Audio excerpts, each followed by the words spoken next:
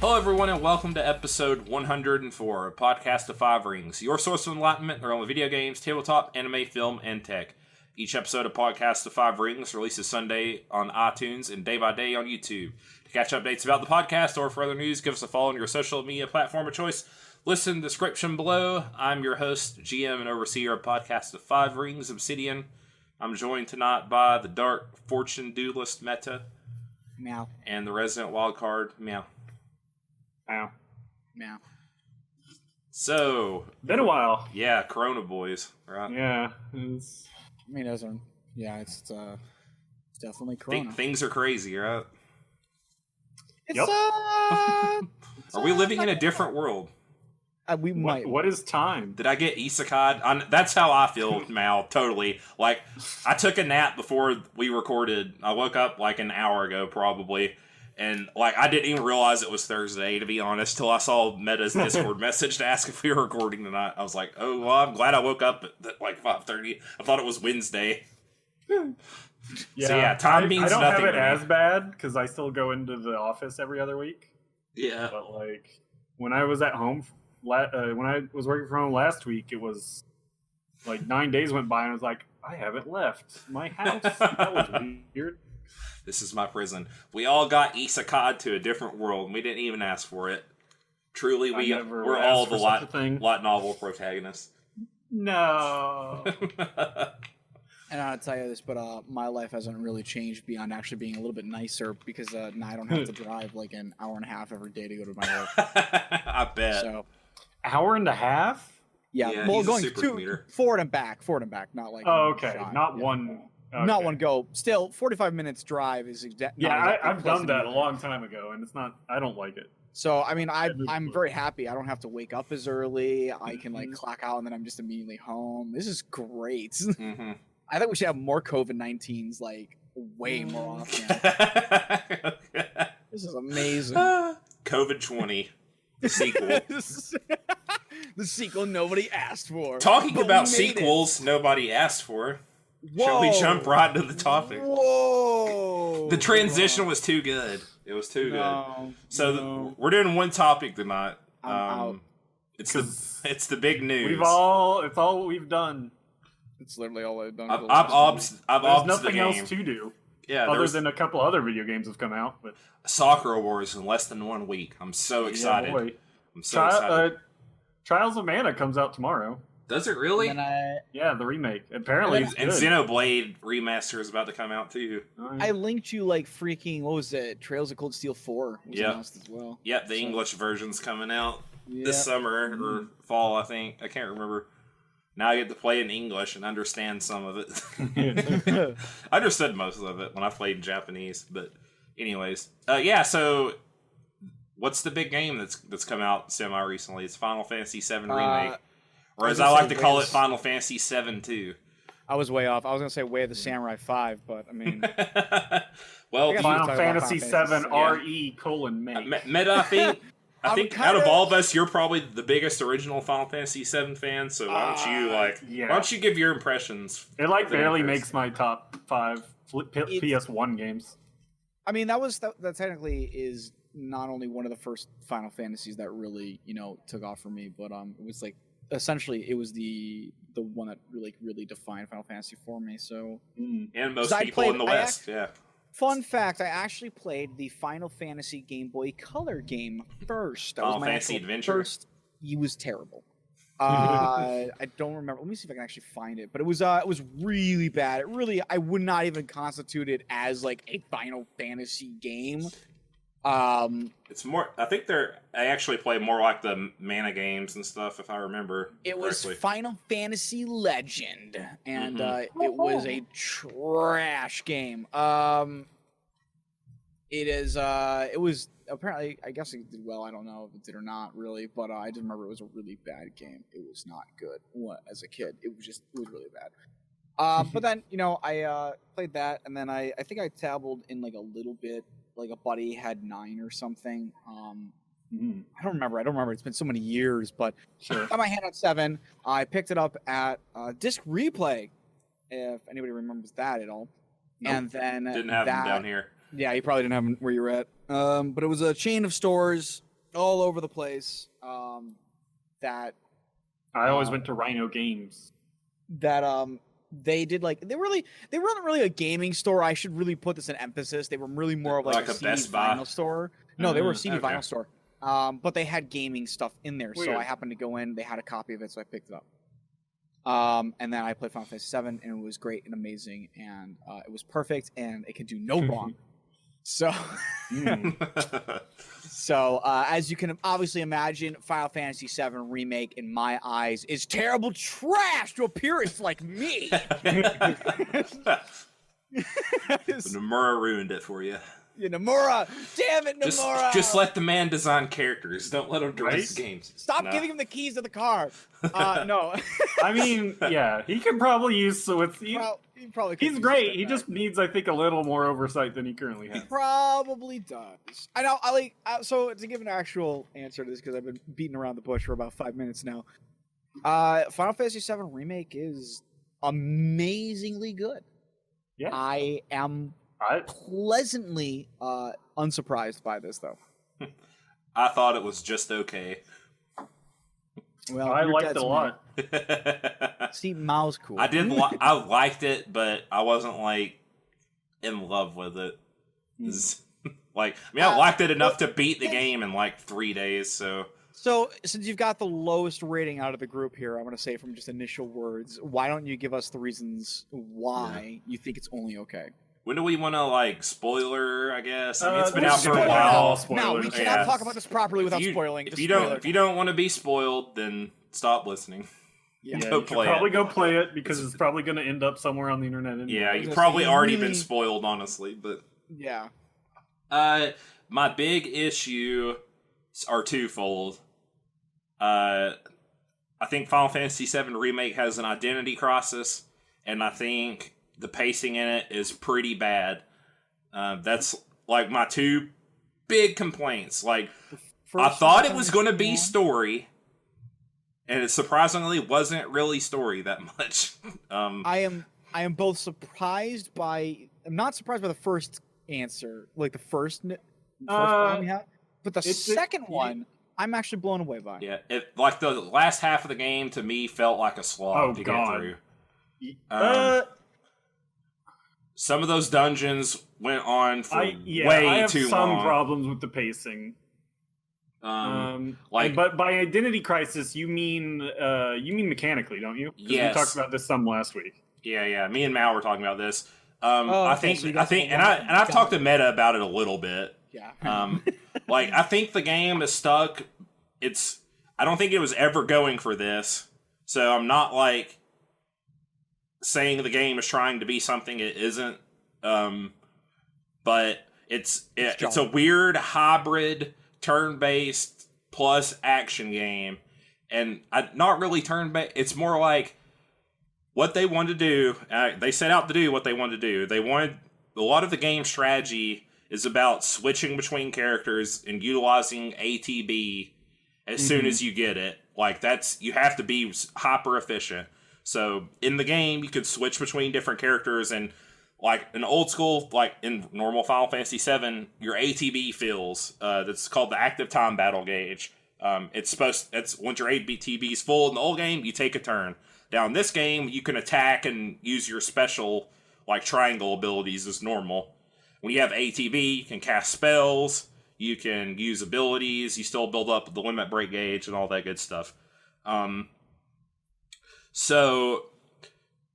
But in between those times, you're hacking, slashing your Sword of the Cloud, you're shooting stuff with Barret, you're running in and out with Tifa, whatever. I was getting really frustrated on a lot of fights in the game. Particularly Rufus is the one I talked about. Learning what to do, how to beat him was actually pretty tough for me, because the game I feel like a lot of the enemies play like they're action game bosses, but you are not playing an action game in the slightest at all. It's not like anything close to Kingdom Hearts gameplay or Devil May Cry or any of that stuff, and it was never trying to be. But when I'm getting knocked out of my spell animations and losing MP, That specific instance is the biggest thing I will. Yeah, or losing gauge when I use my abilities and get knocked out, because they'll have like armor.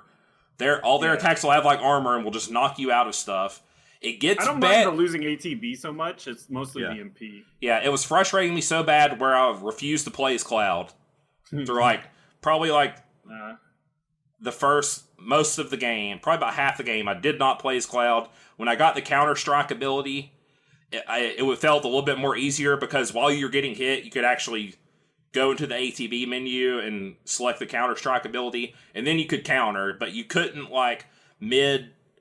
there's no when Cloud's swinging his sword, you're committing to that attack. There's no roll canceling. There's no canceling into an ability like a normal action game would let you do. Yeah, that's why a lot of my Cloud gameplay is if I couldn't get a jump start on him, I would just usually Punisher and wait to combo. I'm sure some of it was me not being able to figure out how to really play Cloud that well either. But so that was frustrating me. Rufus is real easy. Yeah, because he was frustrating the crap out of me, dude. You just wait for him. You just sit there and block, and then whenever he reloads, you just bash him. Yes, I didn't block that much. That was probably one of my problems.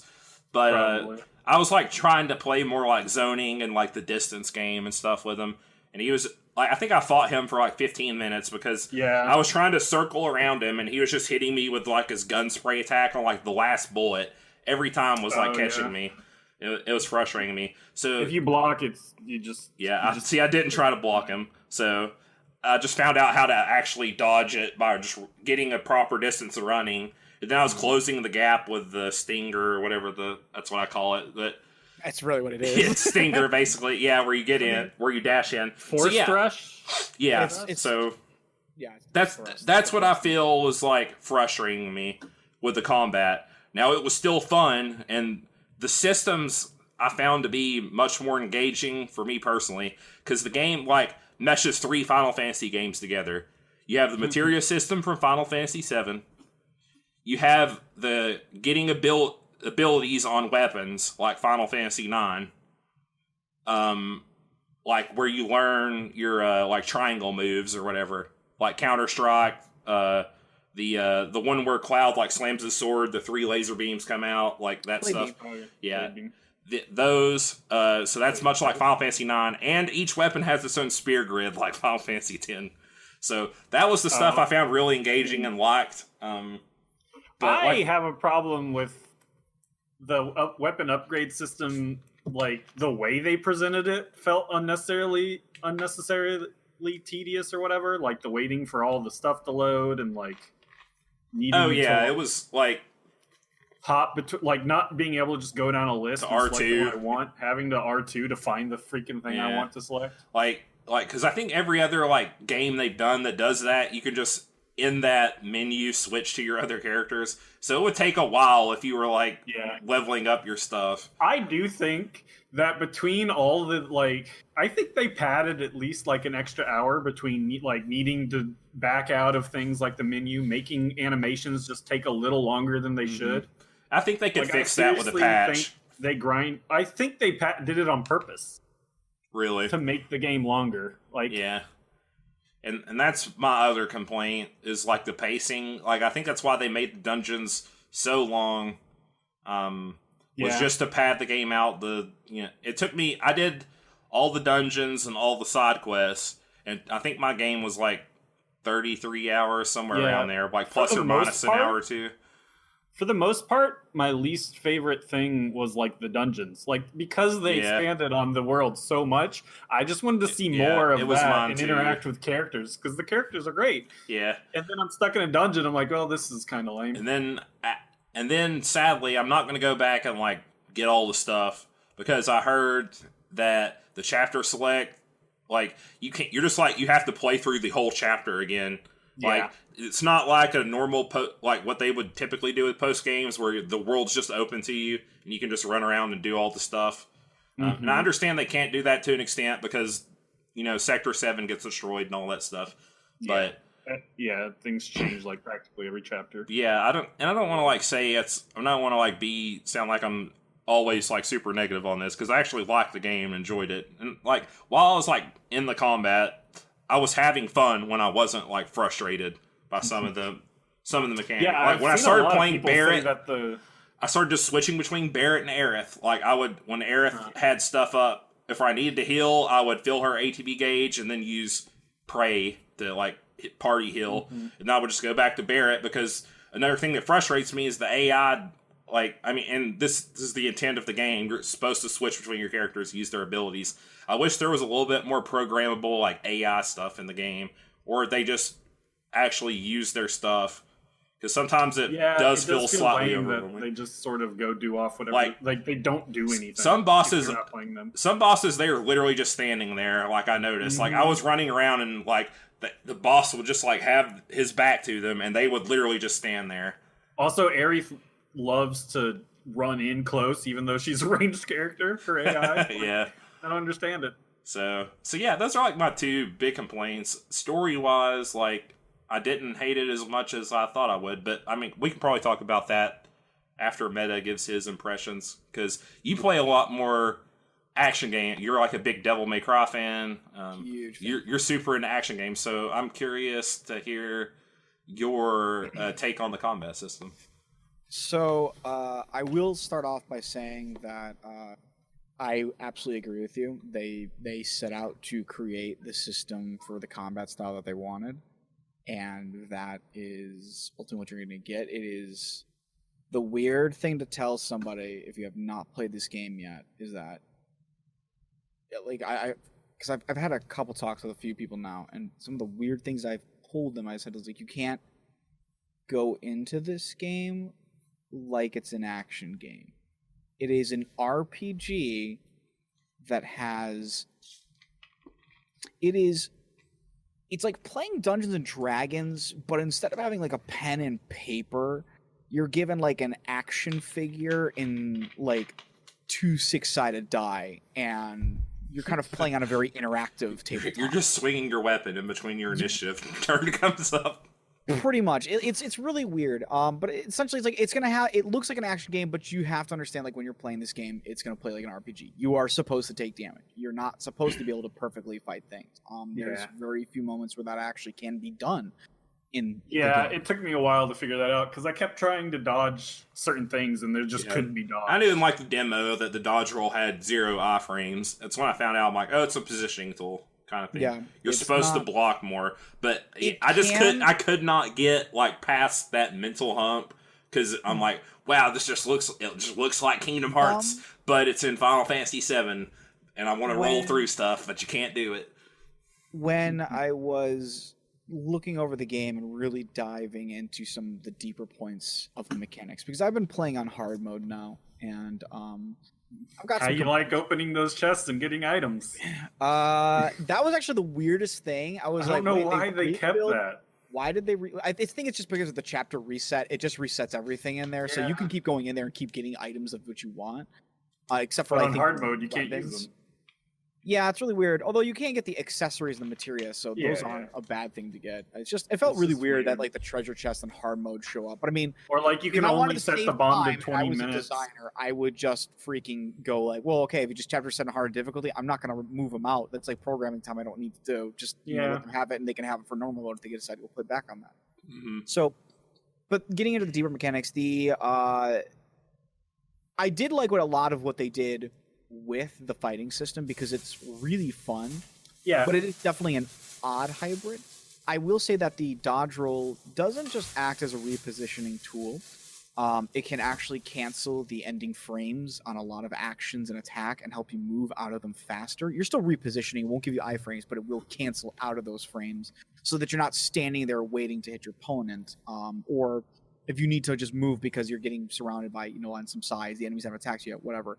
It's a good way to end those frames though and get out of dodge. So it does have a benefit, at least on the ending frames of attack animations. The absolutely using block is mandatory. In fact, some fights are simply going to be, made way easier. In fact, you're quite literally enticed to utilize the block mechanic because it opens up the opponent to attacks when you block them. So if you're not blocking, it's absolutely going to fuck you over in the game.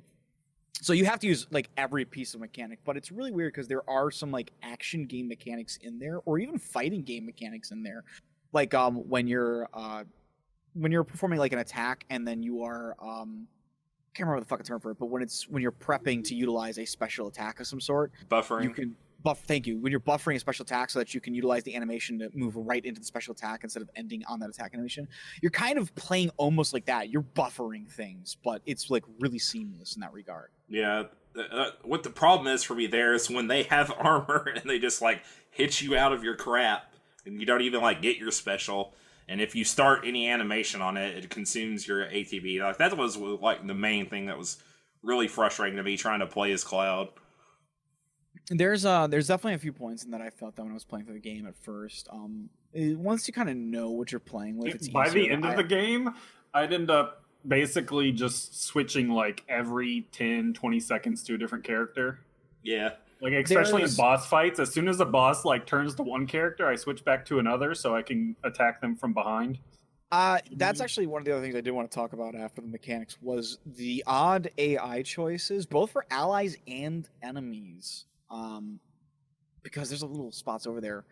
But yeah, I kind of ended up doing that a lot of the same things. Like sometimes I would just switch off to my character because, you know, it was like, he's got super armor, I don't. And I really just kind of want to get a couple attacks in to fill that damn ATB bar up. Right. Yeah. I need it. Which has kind of some of its own problems with the ATB bar. But I mean, I will say this is just mostly nitpicking. This is like the fine details. It's the same thing that I do when I'm playing Neo 2. Is like I'm nitpicking on like the details of the mechanics work. I think the biggest problem I had with the ATB bar was very situational in that I understand why they made Tifa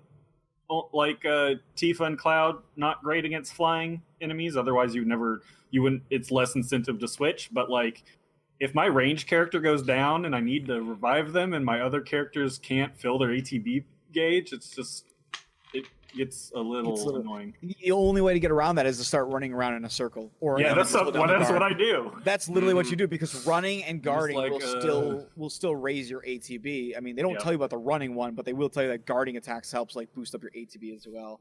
It just feels really weird, like in that situation. I would say flying, like when you're fighting flying enemies, that combat is the only combat that does not feel satisfying at all. Yeah. Especially enemies that are considered to be raised up, but they're considered melee enemies or like, ground-based enemies, but they're on raised platforms. So your character doesn't even jump up to slap them in the first place. That's a bit janky and definitely could use some fix-up. Mm-hmm. I feel like the ATB bar probably could have been like, there's a materia called the refocus materia, which I think is a terrible materia first off, but you need it to actually bypass one of your battle intels for a decent materia afterwards. And you have to use this limit break. Yes. Oh, yeah. It's a limit break, which essentially makes you have 3 ATB bars. And it's terrible because, one, it's a materia slot that has very little use on your bar, except for when you've got a limit break, and generally your limit break is probably going to be better than whatever that could have done. Because most enemies are not, there's 2 reasons for that. Is that one is that a lot of enemies and bosses have phase transitions where after you've hit them, they'll go into like you can't drop my health anymore, and I have to play a small cutscene first, and I also deplete my stagger bar. Yeah, that's annoying. That was a very annoying mechanic, and I did not like that. And the second being is that like the 3 ATB bars didn't actually work like actual 3 ATB bars. Like I used an ability, and it still took up half of the actual bar. It just meant that I had like more left over. I don't know. Maybe I'm looking at it wrong, or maybe I had more of the bar than I thought I did. I don't know. But it's not worthwhile because it takes up a really good spot for like something useful like HP up or MP up when you're in like hard mode. Yeah, I never used it except for when I had to do it twice. Yeah, it's the only time I used it too is when I was doing the thing for Chadley or whatever his name is. Yeah. But I mean, my materia thing was not optimal anyway because I ended up trying to fulfill the one where you master all the magic ones. Yeah, so I did the same thing. I had like all 12 magic against my party. You'll hate yourself if you try to do that before you've got beaten the game the first time. I mean, I did it. I beat it. It's just... You must hate yourself. The other mechanics I will note are... What the... Cat. How is that? No, I couldn't tell if it was a cat. I didn't know Teds was here. Yeah, right. The other mechanical thing that was, I think, a pretty big concern. We touched on it earlier, but it's the staggering mechanism for certain enemies with like super armor and other enemies that don't have super armor, and how your ATB can be taken away from you. Mm-hmm. With the fact that a lot of moves can knock you out of, can stagger you. There's a lot of mechanics, especially in the hard game, where certain enemy moves change and their mechanics change. And to give an example, on hard mode, the Shinra soldiers that you normally face, like the basic bitch infantry, they will do like 9-10 points of damage at most to you with your guns. It doesn't stagger you, barely feel it, and you slap them once and they fold like wet paper. In hard mode, they decide to up that around to 90 to 100 damage, and every time you're hit with a bullet, you immediately stagger. Oof. This sounds pretty nasty, but it gets really bad is when you get into certain missions where you have like 7 dudes who've got guns, and they all happen to, just because of the AI and the way they're designed, stagger their shots on you. You can literally get chained from 100 to 0. Yeah, there were a couple instances where I got annoyed with that, just because I like got into a corner and then like I just basically got chained to death like from enemies. I couldn't do anything about it. Yeah, this is exactly why in most action games and fighting games there is not only either, and depending on the game it'll change the terminology, but essentially there is only so long you can go on that chain before it either does no damage in the case of fighting games, or you essentially get into a non-hittable reset state where your character, you can't be wall bounced anymore, you can't be ground bounced anymore for like a fighting game. You're just immediately going to reset into possibly on negative frames for a fighting game, meaning that you have to play defensively, but you cannot be hit anymore. In fighting games, generally after you get hit enough, you're just immediately put into a knockdown state that gives you invincibility. You come back up and you're actually positive or at least neutral with enemy frames from the AI. This is something that could have been implemented in this game as well, because it plays like an action game, but it acts like an RPG. Unfortunately, you have to take the rule of an action game is that you cannot let your player just be insta-gibbed. It really sucks to see like your healer or one of your players, and especially when you're not using magnify materia on your healing item, which I say is a mandatory thing to do if you want to not hate yourself, is spend an ATB bar, heal up your character on a Cura, because you're not trying to use Curaga, because that costs, like 12 MP. Ton of MP.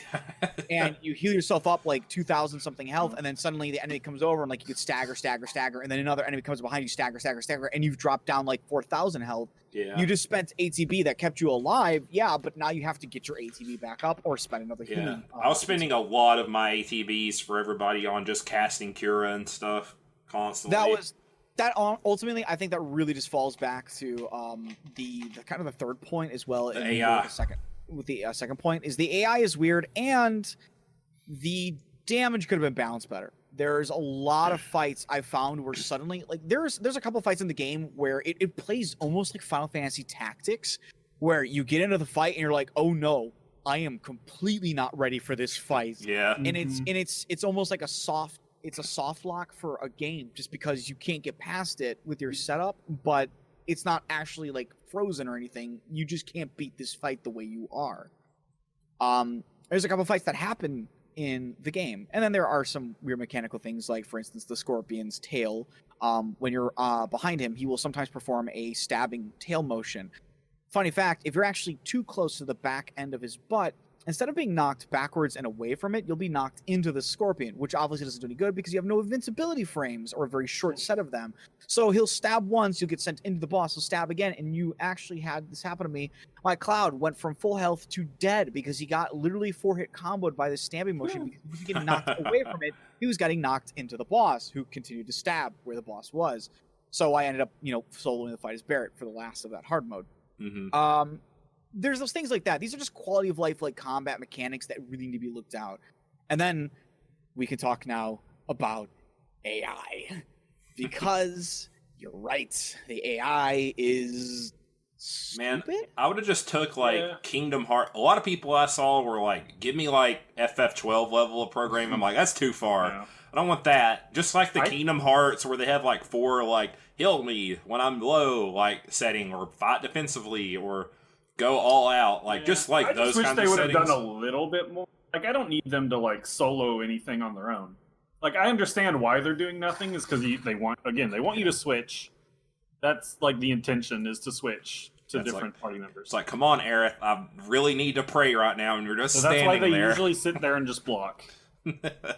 Yeah, but it just feels bad. Yeah, it's a little bit weird to say the least. Two things that they could definitely fix up is, and I think this is really the bigger issue. It's not even so much that like they want you to switch. If you want me to switch and still play as them, that's fine. But please don't let my AI just be standing there, kind of like circling around slowly. I feel like I'm watching one of the peasant enemies, like when you're playing like a Muso game, and you're just kind of watching the peasant circle you for 5 minutes before he finally decides, this is the moment I'll take a single swing. Yeah, the only time they do something is when you stagger someone. Then they'll all pile on. Yeah, then they'll pile on, and it's great. That feels awesome, and that feels actually appropriate. That was probably honestly my favorite part of the combat. Not to like derail the point, but the staggering was fun. Staggering was a great mechanic, which is why I have nothing bad to say about that. It was actually way better than what they did in 13 for that mechanic. Yeah. The AI, I think, could have been done with bar is that the AI, when the AI is controlling the character and they're performing actions, it still moves the bar up at a normal rate. But that they're still performing actions. They're not just standing there kind of like, dancing with their opponent. It would also do well on the enemy's AI is if they didn't immediately switch to you just because you happen to switch to a different character. There was a couple times where I would be playing as Cloud.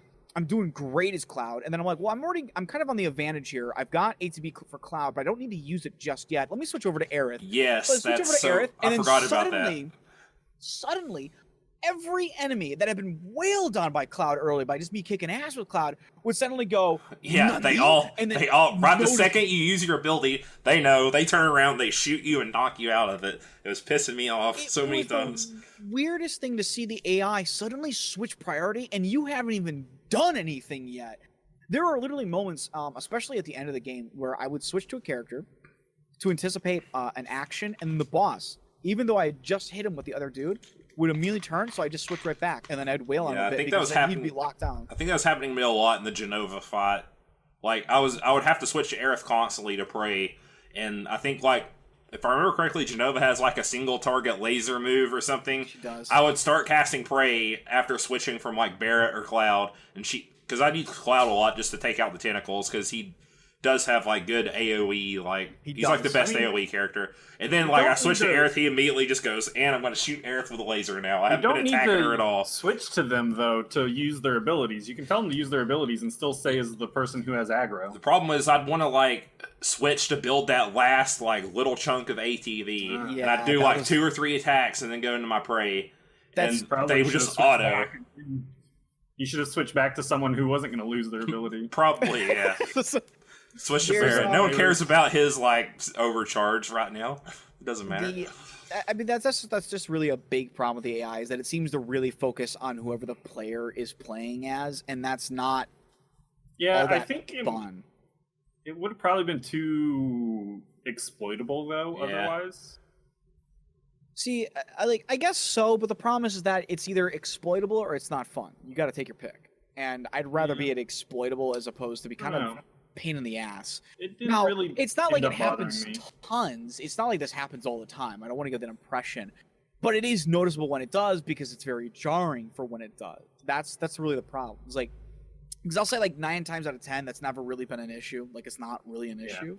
But like the 10th time it does happen, I don't know, it's you're eating food every day, you never notice it, and then suddenly you bite down at something and your tooth hurts. Well, that kind of moment. I'd be more fine with it if they just didn't eat whatever I'm doing when I do it. I think that's another thing as well, is it kind of probably give you a little bit more super armor on your abilities, or at least if you're interrupted, you don't lose the ATB. I think that would if you like get the cast off and it shows up on the screen, you should get it, because they get theirs.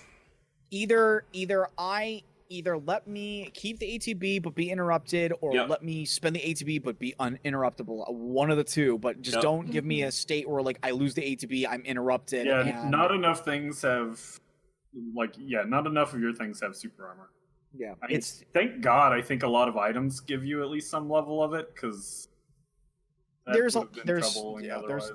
definitely things that help out and whatnot. I would say mechanically those are the three biggest things, but I mean, as Mao stated as well, like it's pretty rare that these things do happen, or at least that's from my experience. Overall, I thought it was real fun to play. I've seen a lot of positive things about the combat. Combat was super satisfying when it works. It's very satisfying. It was fun. The only like normal enemy I didn't like fighting was the Sahagin.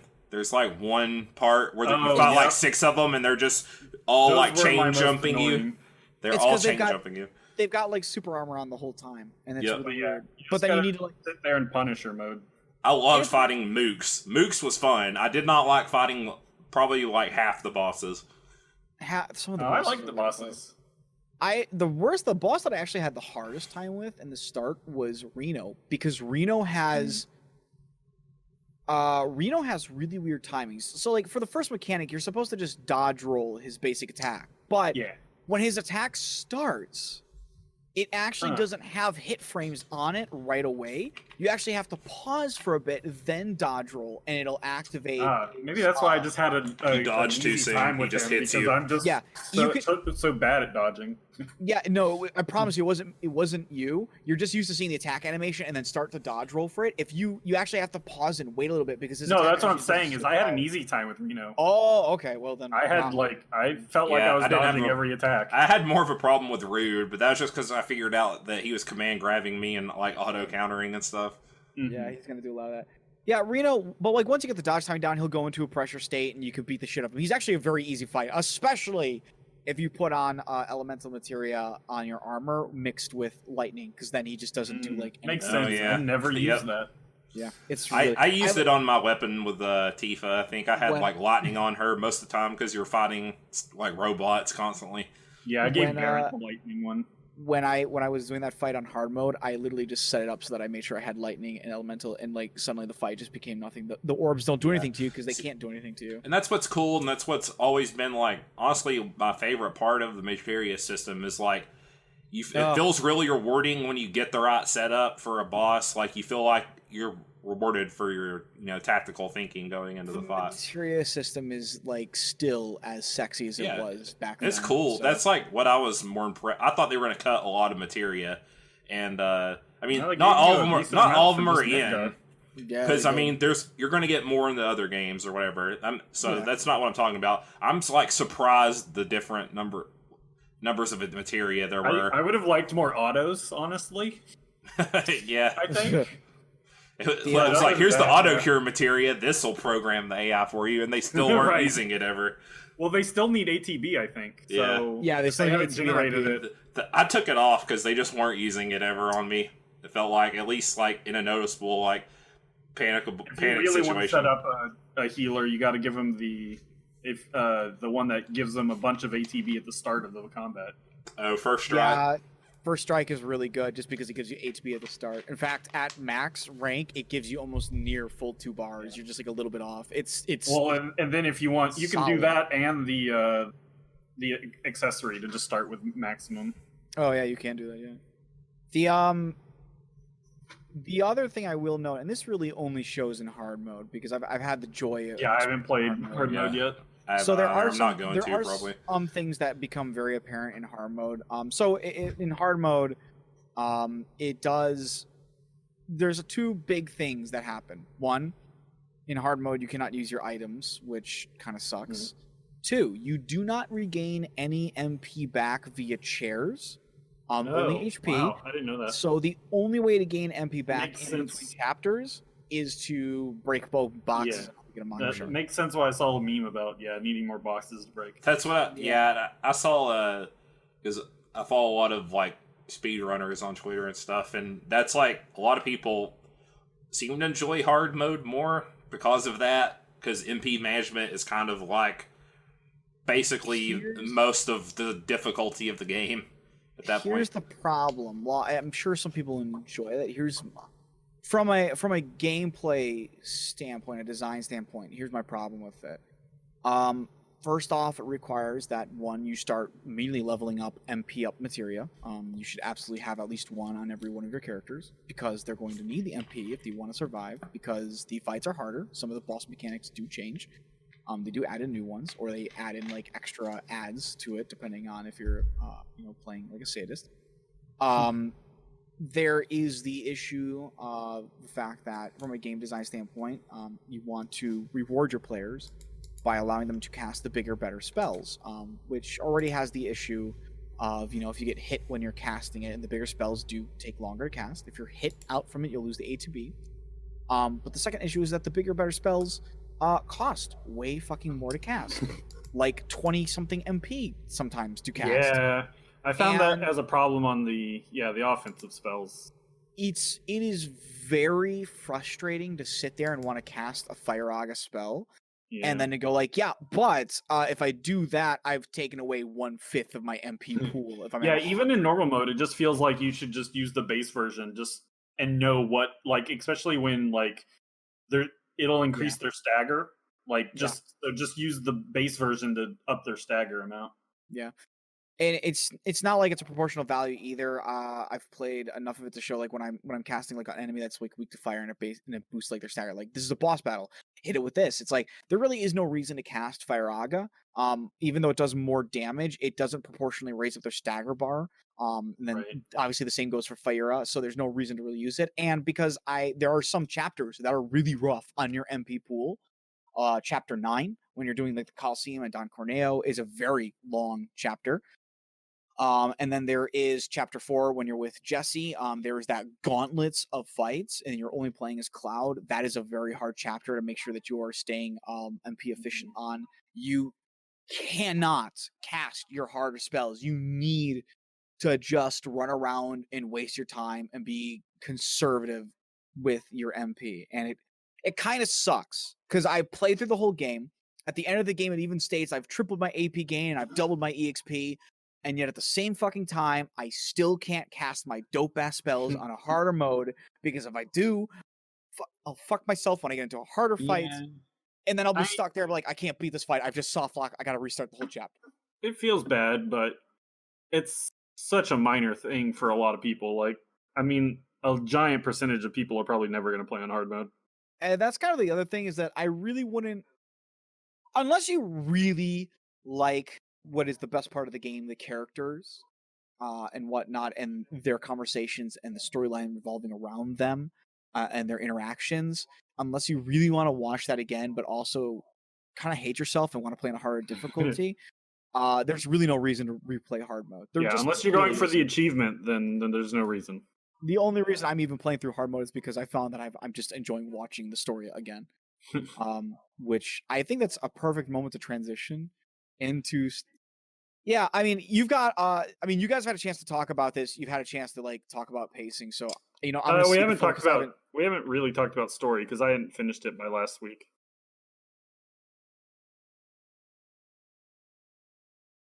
I only had a problem story pacing with the variant. Oh, okay. Well, I mean, I want to see the floor. Pacing wise, the pacing wise is my problem was with the dungeons, and then like the very end game kind of ramps up way too quick. I feel it's story wise, but like overall, I think the story's great. Wow. Okay, so I guess I'll jump on that. I was going to leave more, but that's kind of the same feeling that I had.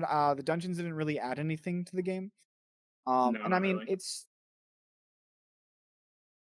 I wouldn't even call them puzzles. Yeah. I wouldn't. It's really like a puzzle implies you have to think about how to solve it, and this is more like just go from point A to point B, click off item, go back to start. My favorite dungeon, I guess, is basically the Shinra Tower, I think. Yes, the Shinra Tower was fun, if only because that actually didn't feel like a dungeon, at least until you get to the Hojo part. Then that got a little bit. I don't know. I think where it really comes down to is that a lot of the dungeons are also a lot of the new parts, and that's a very frustrating bit. Like, one of the only parts that I really did enjoy that was a new, like, full-on new section was Chapter 4, and that's essentially both the motorcycle and going with Jesse, topside, and whatnot. It was a very good chapter. Yeah. I liked him. He's very. Here's the thing. He's there to be annoying. Like, if you read his like intel, like everyone hates him. Exactly. Everybody does like.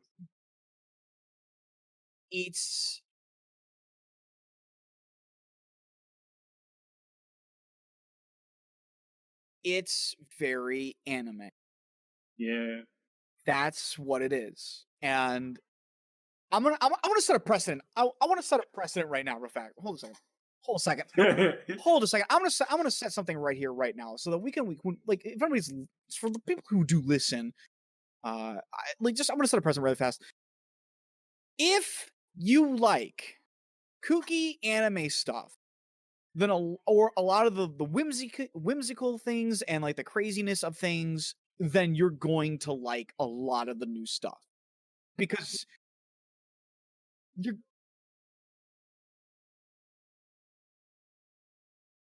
yes.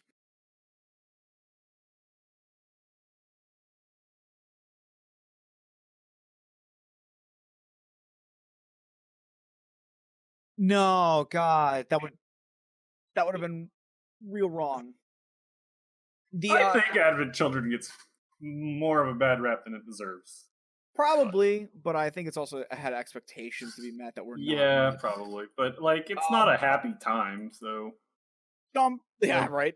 Jumping back real fast. If you like I said, if you like that kind of stuff, if you love your over the top anime, you're gonna like a lot of the new things that they've put in. If you are more of, and I don't want to say like me, but here I go, like me, and you really enjoyed like kind of just playing a lot of the older stuff and seeing that brought in, but you kind of like both the quirkiness but the groundedness, then some of the new characters and some of the new sections are probably not going to jive that well. I mean, outside of like the last chapter and that, what else is there? Johnny, I would say Johnny is not. Johnny's from the original game. He is, but he's not as intense as he is in this game. I don't care who he's voiced by. I don't care who's voiced. Johnny's kind of ridiculous in the original game. He is, but Johnny doesn't have like. Here's the thing: is like they brought a lot of side characters into it. But they gave them a lot more screen time. But Johnny was, even as silly as Johnny was in the original game, he wasn't the dosage of Johnny. Let's put it this way: the dosage of Johnny was serviceable. You could deal with it in those kooky little moments as much as you could deal with, say, having to grab on a dolphin to get a materia. Okay. There are those moments that probably don't do as well nowadays, but there were those crazy moments, but they were spotted in between areas. I have to deal with Johnny for like a quest, and then potentially, depending on what you say in Walmart, get a very long side quest. Yeah. Yeah, he's left Midgar. I don't want to even think about it. I think the next time he shows up in Juneau, I think.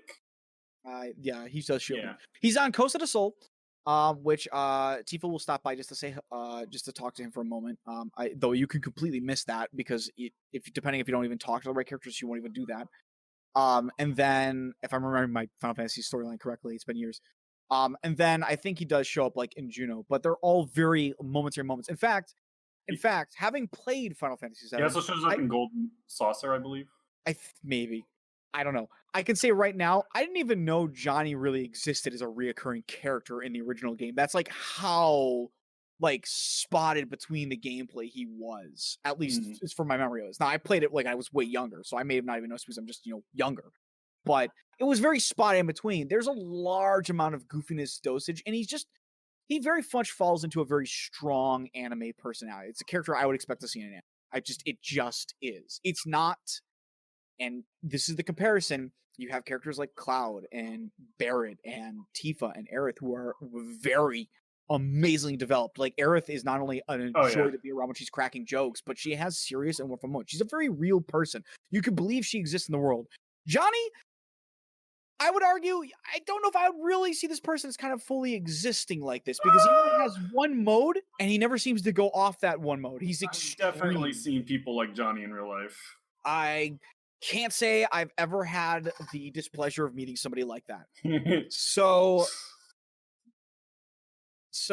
I don't know. He's not a kind of person that I find very real personally, but that's just me.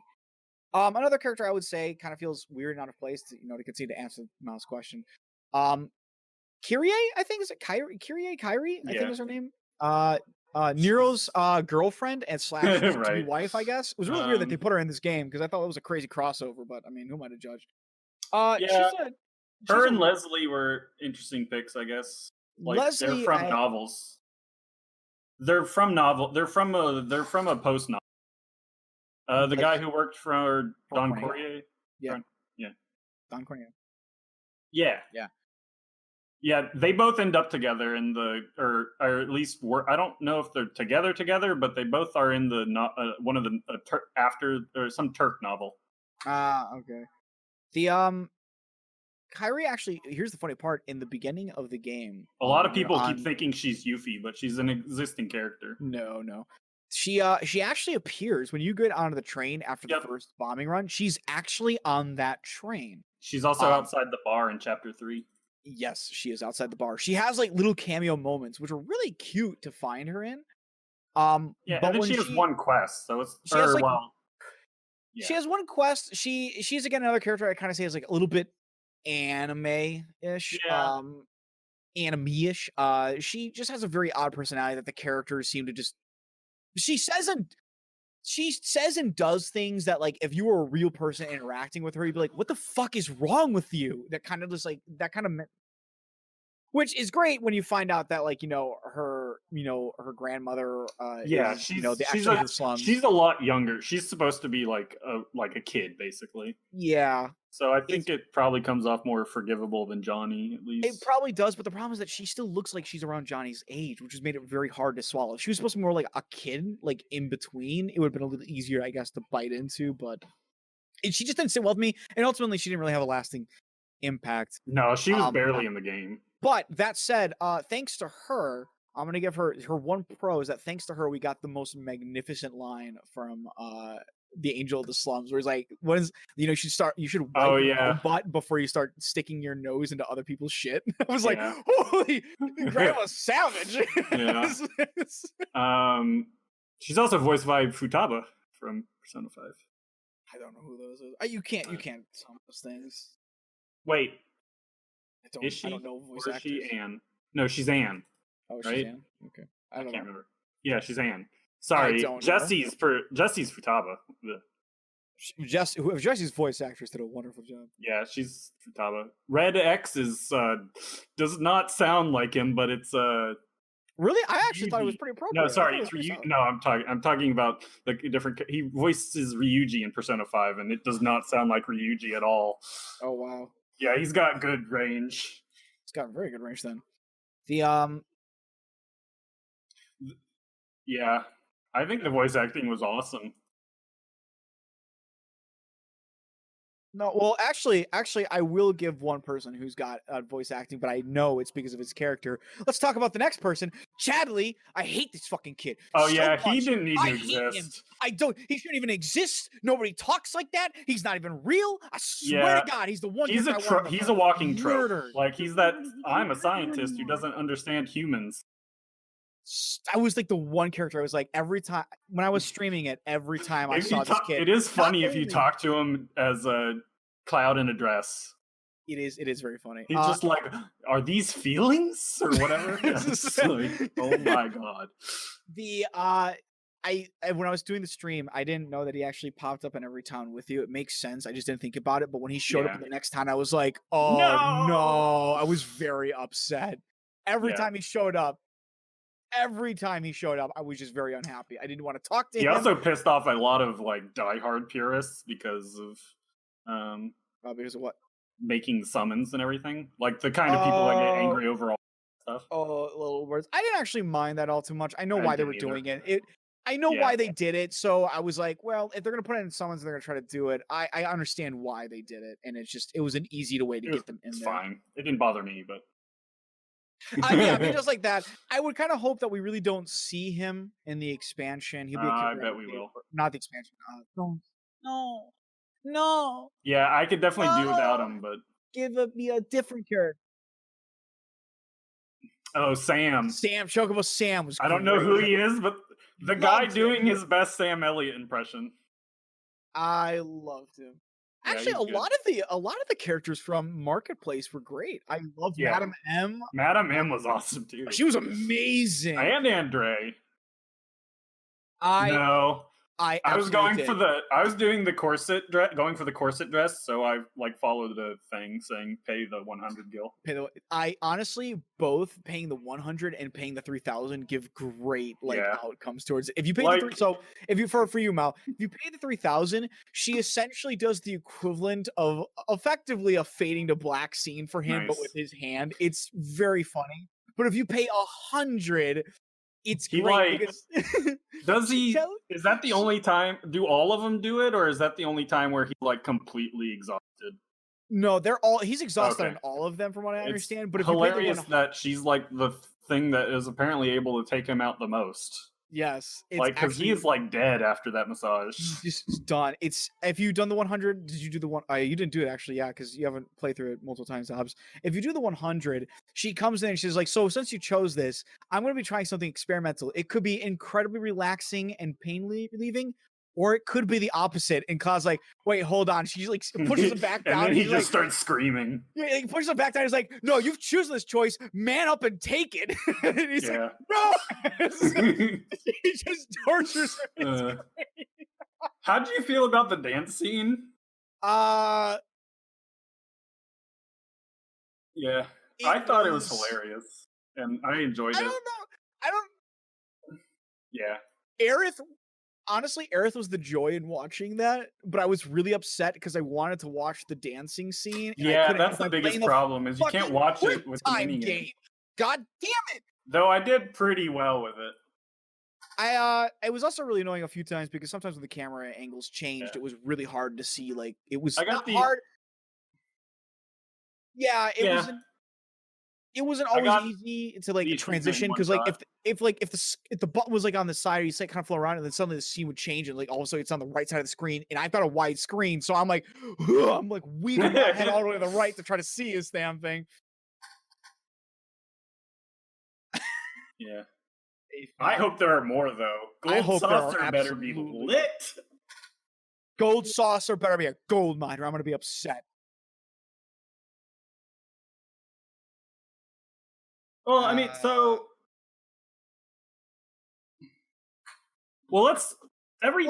up until this ending, how did you feel? I guess like with the story, like because up until the ending, it was pretty much identical for 4 plot reasons.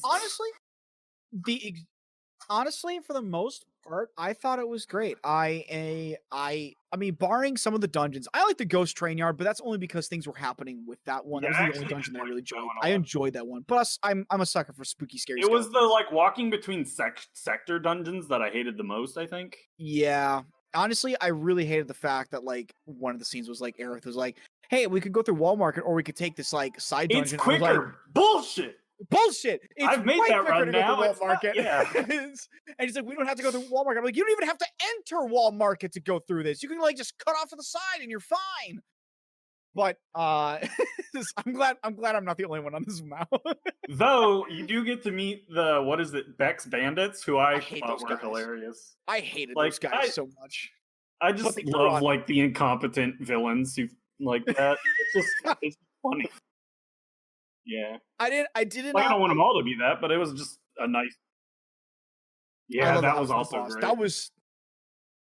It really was like it was just such a standout enemy. I love that they made a boss, but yeah, the bandits with Beckon's group, I did not care for them personally until after you beat them. If you don't go through the underground tunnel and you run into their bodies, they will make like like they pretend they're dead noises. They're like just trying to pretend they're dead. They're like, go away. Honestly, after the first scene with them, they actually grew more endearing to me. I think it was just I just like that you fight them and they show up in the. Then the tournament, like, "Oh shit, it's you again!" Yeah, it just was funny for me, but it was enjoyable. Overall, I think the story was great, mostly just because of they really expanded on the characters, and I think they nailed it with that, like the core characters. Yes, I mean the game has it definitely has some moments where Barrett was my standout. Like I didn't love Barrett as much as in this one. I would say this game is like a Quentin Tarantino film. If you you're watching it for the characters, and the characters are amazing. Exactly. They carry it. I would have liked to just gone to more sections of Midgar, honestly, That would too. be nice, yeah. It's really weird that they say like we wanted to show you like more what's like topside and whatnot, but you really only get one section that's truly like humongously up topside, and that you get to do a lot of But stuff. I guess, I mean, there was, again, it ties back. There are meta reasons why you don't go to other sections, which tie into the ending. Yes. So let's ending. I want to say here, this game could have done well for two things. If it just ended on the boss that normally ends at that section of the game and we call it a day, I'd have been happy with that.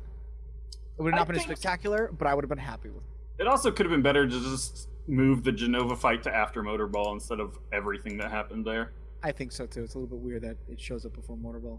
In fact, it's really weird that you get a Genova fight at all. Right. I was thrown off by that. I was not expecting a Genova fight. But I could have... She got one. Yeah.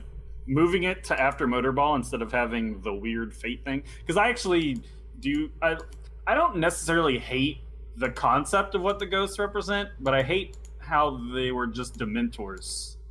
And I think they were... I would have preferred them to work in more subtle ways instead of just 100,000 of them blasting at you, like in chapter... Was it 5? Like, to set the story correct or whatever? Like... Here's... Yeah, that was actually interesting to chapter 5. That sort of thing. I would have wished they were just more subtle. My final thought on how the ending goes with the ghosts, the space ghost coast to coast of Destiny, and the Dementors. It's a sequel. Yeah. We've gotten a sequel. Yeah, all the other well, stuff. because even their intel says that they were formed from a specific event, and they're trying to keep it on track. I'm guessing the Aerith event that creates them. is the Aerith from the first game too. Is what it's implying. Or that's at least what I inferred. Dude, I don't know. I just feel like if you're gonna make a game that talks about, because there's a lot of theories that go out there. Some people have a theory that the Dementors are meant to be like the players and like the fan base, and kind of expect. Some people think it's like a weird meta commentary thing. The point being is that there's a lot of theories about them. Like whatever it might be, there's some crazy ideas out there. They could be like, there's time shenanigans going on. Whatever the case might be, the idea of being so overt with Destiny, I just don't think we needed to really do. That's Tetsuo Nomura's thing, man. That's the he thing. sticks to it. Yes, he sticks to it. Unfortunately, this man. What Kingdom Hearts is all about, like Destiny. He's taken away from him, so Final he's not Fantasy driving 15 anymore. This is the moment where I really feel that this was not something that was needed. If you wanted to do something new, if you wanted to keep the timeline going, just rewrite it. They implied Zack's alive too, right? Yeah, but in a different timeline. So what the fuck does it matter? It's only good for sequel or spin-off bait. It's not good for the original story. Yeah, so I think it definitely hints that this is is basically a sequel. Because basically Sephiroth is trying to change things. Remember the end of Advent Children? I'll never be a memory. Right. It seems like he seems to know the end game and he's trying to change it. Because literally when he shows up in like Cloud's visions, he's trying to change the original story, and then the ghosts try and set it back. But because again, like if you he's read controlling their the ghosts too, so. But if you read their intel, they were created by a specific event, probably holy, and that they're trying to make sure that the event that created them happens. So they're basically trying to keep the story equal to the original. But then Sephiroth clearly has some sort of knowledge about what happens because he tries. I guess. He tries to make Cloud over. Well, first he tries to make Barrett doubt his commitment. When he messes with Cloud during the bombing run, and then he makes Cloud sleep because he tells Cloud to sleep, and then Cloud oversleeps and is going to miss the mission, and so the ghosts hurt Jesse to make sure he stays. And then he kills Barrett, and then the ghosts were like, no, Barrett's not supposed to die. They don't make him oversleep. They weren't even going to take him on the job. They literally talked about it in the area, and they're just like, no, we're just not going to take you for the next bombing mission, so go find a job elsewhere. You didn't oversleep, though. I think he did. Cause even if he did, it wouldn't matter because they weren't going to take him anyway. Yeah, I don't remember exactly, but Sephiroth is definitely trying to change the story, and the ghosts are trying to stop it. I actually find that part interesting as just because, like you were saying, with the whole meta commentary of it, I tend to like those kinds of stories. Because that's why he's all like, we need to change Destiny, and we need to protect the planet. But at Like, the very end, he save it. does absorb them all. So my hope is that they're just never seen again.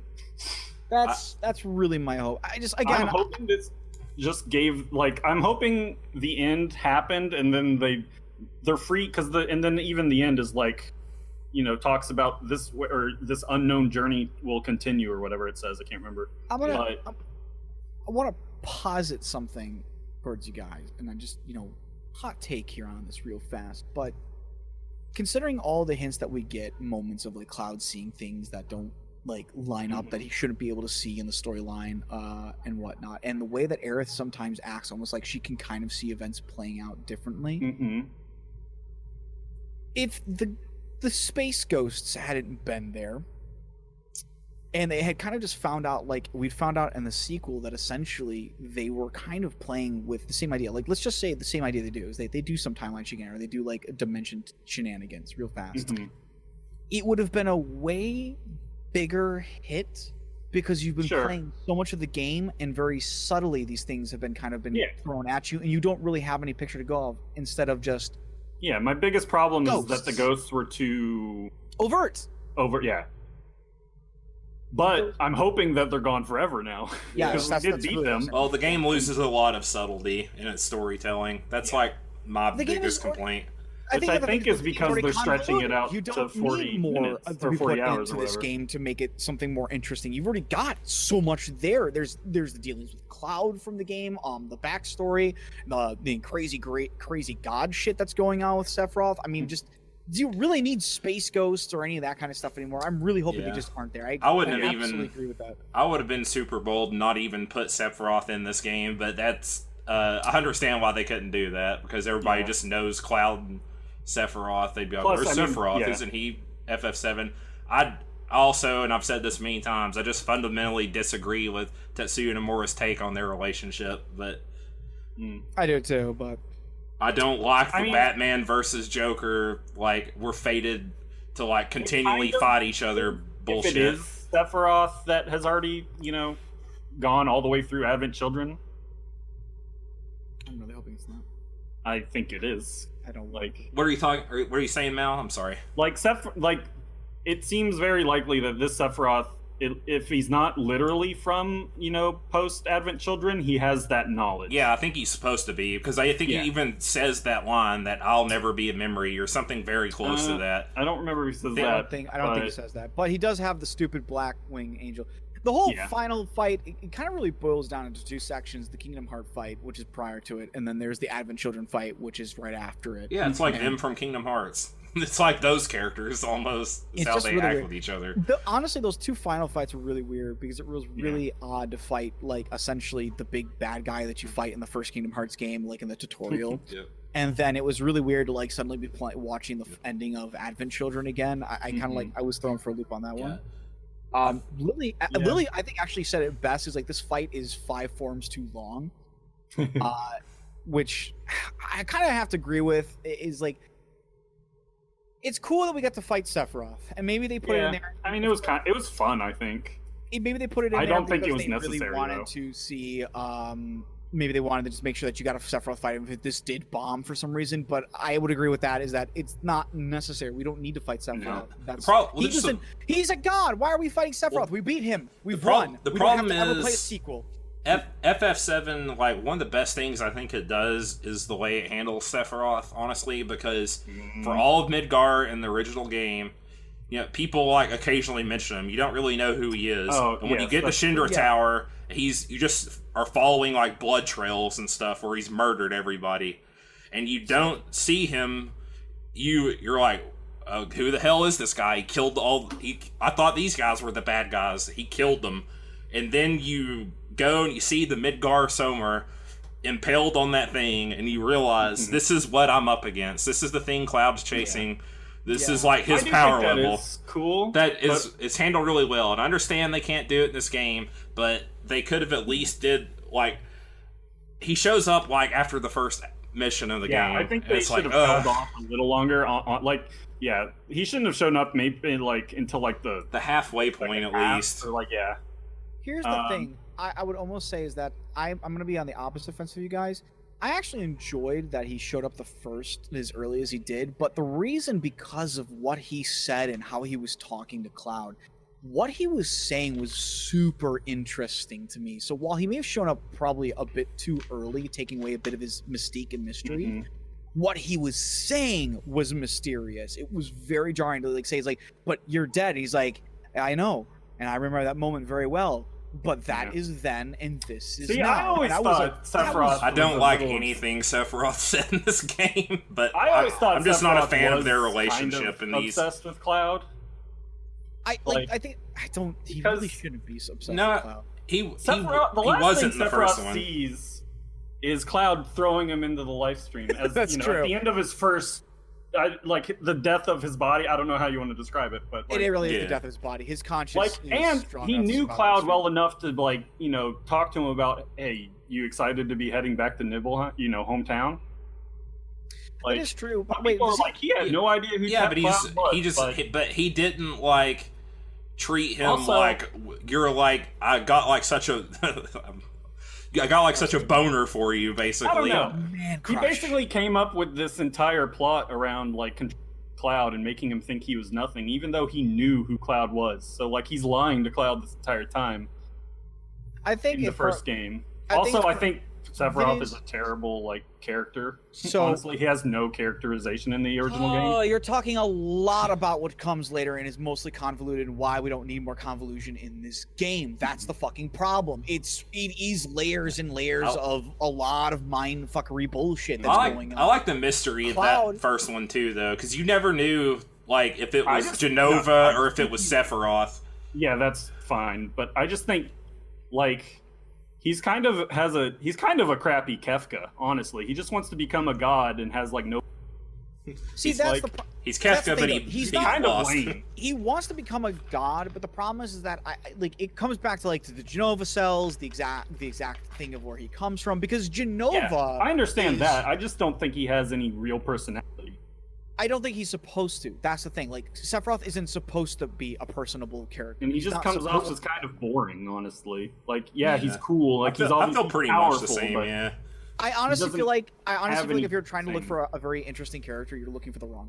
He is supposed to be a little bit like an alienish creature to you. He's not supposed he's to not be even interesting. alien. He's just boring. He's doing his own thing. He wants to literally he wants to destroy he wants to Right, harm and the that's planet, just not even so destroy it. So he generic. can He wants to fly through the universe on the Yeah. planet. Yes. How eldritch does that sound to you? It's not even Sephiroth that's really driving this machine anymore. It's Genova. That's the thing. It's not Sephiroth. It's really just Genova and the cells in him that are I doing find what Genova to be does. way more interesting because she actually is an alien. Because that's who Sephiroth Sure. technically really is. Yeah, Just- so like, he's that's the thing. that's why he sucks. It Kind is. of. Sephiroth, literally Sephiroth is injected with Genova cells. What does he want to do? He wants to fuse with the planet. Who also happens to do that? Genova. Who happens to fly through space on the dead bodies of planets? Genova. What does he want to do? Fly through space on the Well, dead he bodies just of wants to planets. be like his mom. Yes, he wants to be his mom because he's got mom issues. Right. It just doesn't make that's for the an thing. interesting character. People like him because he's an edgy guy with an 8-foot Right. sword. I mean, that's Truth be- most of it. Otherwise, I mean, there's some otherwise- people think he's like trying to replay all this for like to get out of it because you know, otherwise, I he- mean, yeah. like the other thing for Sephiroth, I would say is that, and I'll be on the opposite fence because I actually do think he's a pretty interesting villain, in his own right. Is that like Sephiroth really is about being this he's kind of already at god level. That's the thing, is like Kefka does become a god and he already kind of starts at god level, and I think it's just very interesting ideas where this guy's playing things in motion and all he has to do is get any one of the clones, like the Sephiroth clones essentially, to get to him so that he can actually activate the part key that he needs. So all the time that he's manipulating Cloud is because Cloud is the most successful. Cloud keeps succeeding. So of course he keeps fucking manipulating with Cloud in the I start. mean, yeah, He wants him he's to kill. the only one with Sephiroth. I believe. There's actually Well, three him of and them. Zack. No, there's a lot of clones. When you're going Yeah, through the- but I thought those are straight Genova, but Cloud and Zack got Sephiroth. Nope. genes. Nope, they were also injected and nothing happened with them. It's the same thing. They're all the same thing. That's why they're just numbered and whatnot, except Cloud and Zack, for whatever reason, didn't really have it work out for them. I mean, but that's the thing, is like all the other ones, they're coming back to them. That's why they're talking about reunion, because they're unsuccessful. For whatever I know reason, that. I mean, like, oh, I know you know that, but what I'm saying is like they're unsuccessful for whatever reason.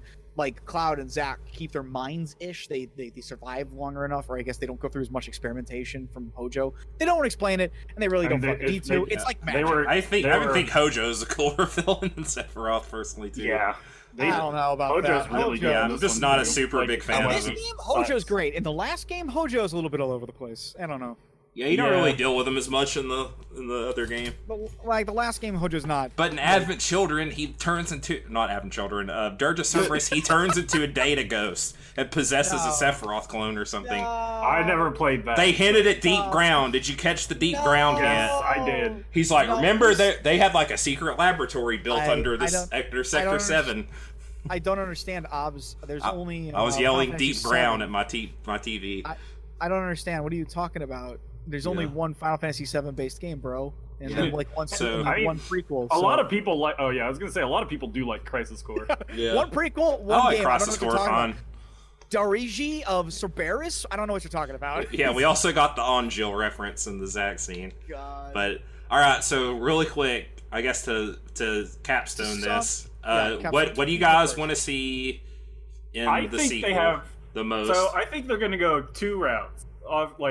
They're either going to go way different, or they're going to hit basically all the same beats with just some they have the excuse to change things, but in the end they're still going to just basically end up telling the same story. And what would you like to see? I think I would rather see things change, just because I don't know, it's more interesting for me that way. Yeah, I can see that. What about you, Obs? Yeah, I'm like either way on that. Most stuff I would like to see, and I think if I'm going to actually buy the games, because sadly I don't know if I'm going to at this point, the mechanics have to change for me, because that was just extremely frustrating. I'd rather them commit one way or the other and make it more RPG or more action game. So that's what I want to see more than anything. I would kind of lean towards some different stuff in the story too. I'd like to see the main beat still hit. I don't want Aerith to survive. I kind of want her to die. I just kind of want it to happen just because of the amount of people that'll get pissed off. If we get there, well, you're a wild card, chaotic man. But a couple decades late on that one though. Yeah. Because nothing that this game does erases the original.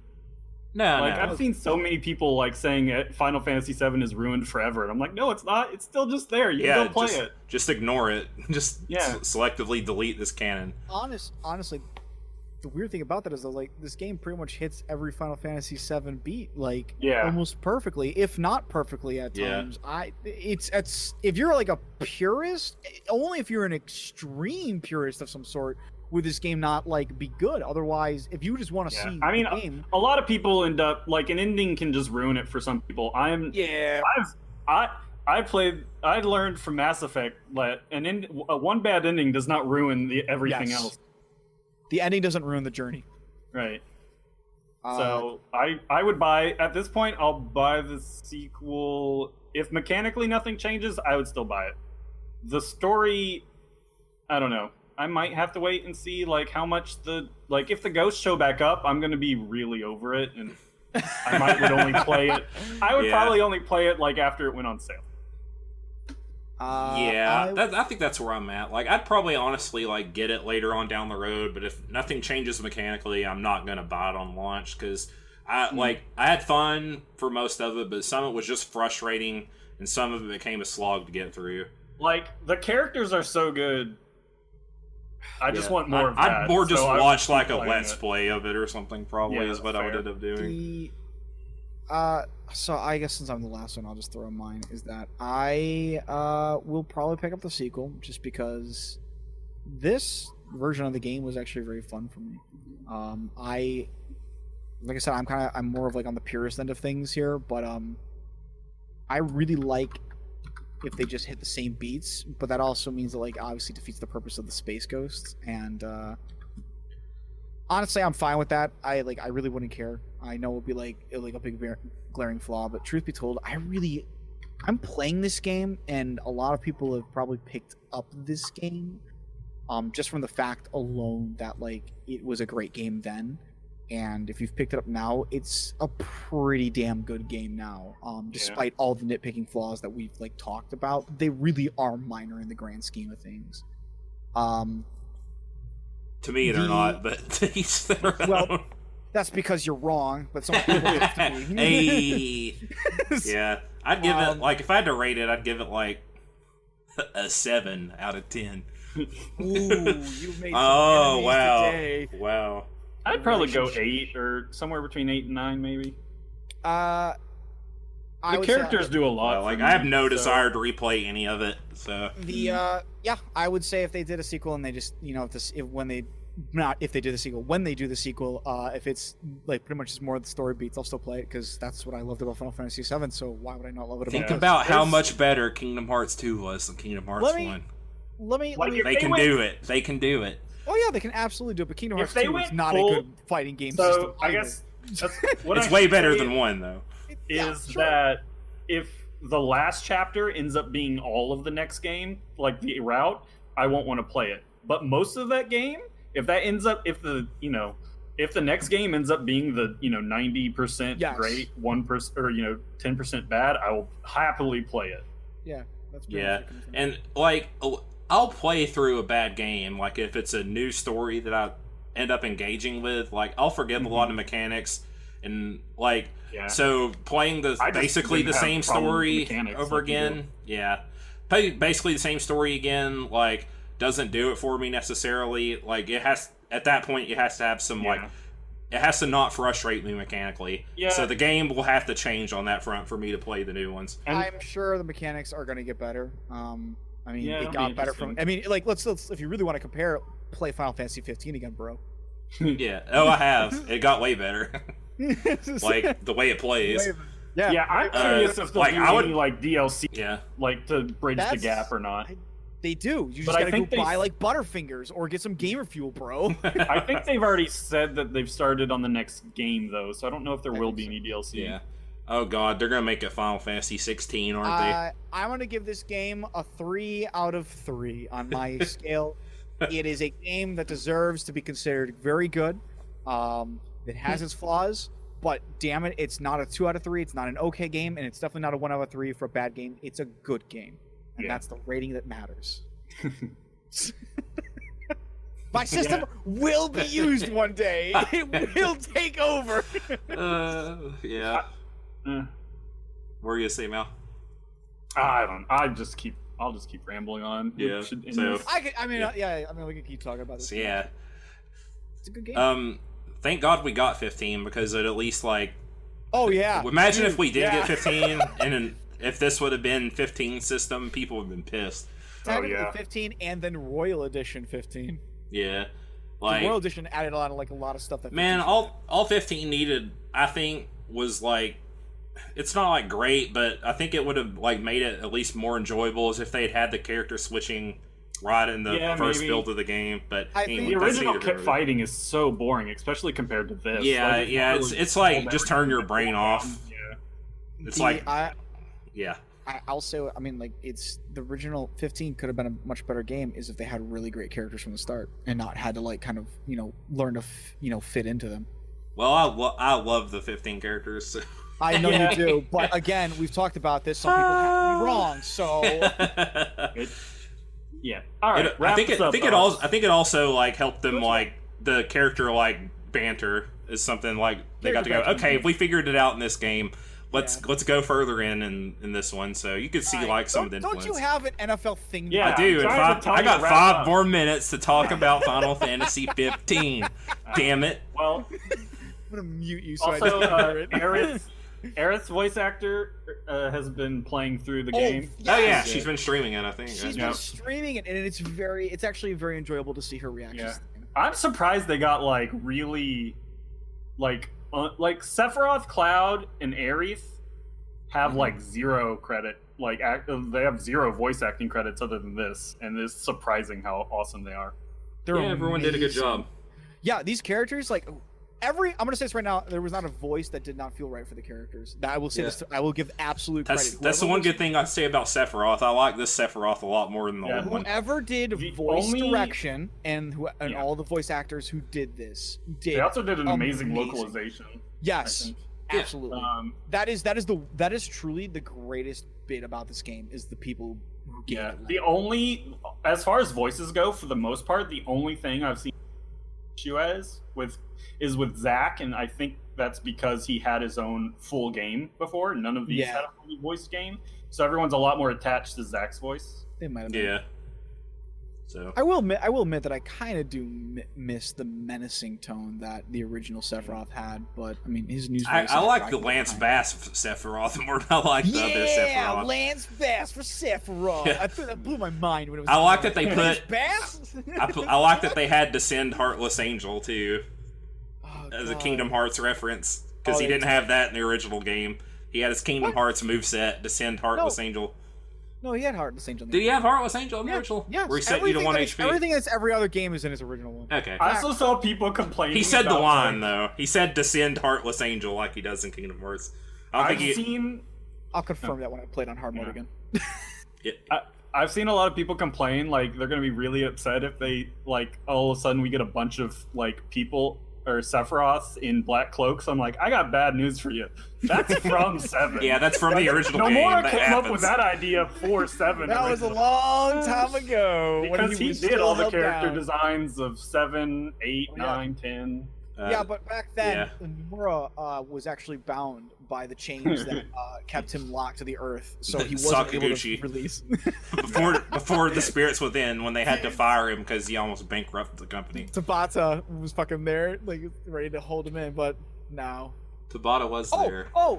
Actually, I will say this one thing real fast. I love the fact, and I want to give specific praise for this because they did a lot of fucking work. There were so many people in all the hubs. I loved that.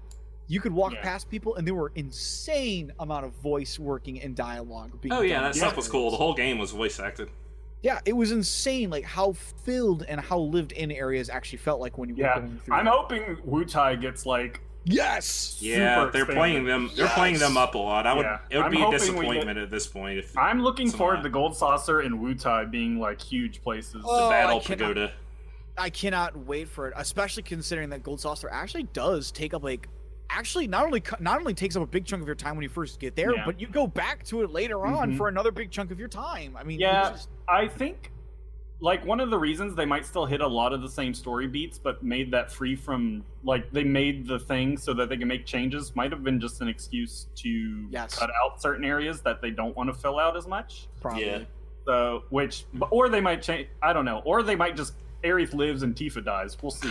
We'll see in that would 5 be- years. Holy shit! Yeah, that would be insane. I would be thrown off Yeah. by that. All right, you got a minute, Obs. Yeah, Outro fi- now. 5 years. We'll get the sequel. 10 years. We'll get Final Fantasy 7-2 too. 7-3. You mean? 17. Hello, Ed. Final Fantasy 7 reunion. Oh, RE:. You brain mean? exploded. All right, this has been episode 104 of Podcast of Five Rings, your sort of enlightenment in the realm of video games, tabletop, anime, film, and tech. Check us out on Twitter, Podcast5R, Facebook, P5R Podcast, Med and Lily stream, twitch.tv/PSO Flow. And we'll catch you guys probably next week when I've beaten Soccer Wars in 2 days. Or maybe 2 weeks. Who knows? a Maybe I'll 5-day need more time. A 5-day game in 72 hours. What else has he got to do? I know, right? I've just been watching Eva, so that's literally Oh, no. been my life. Yeah. So, all right, we'll see you guys next time. Later. Goodbye. Later.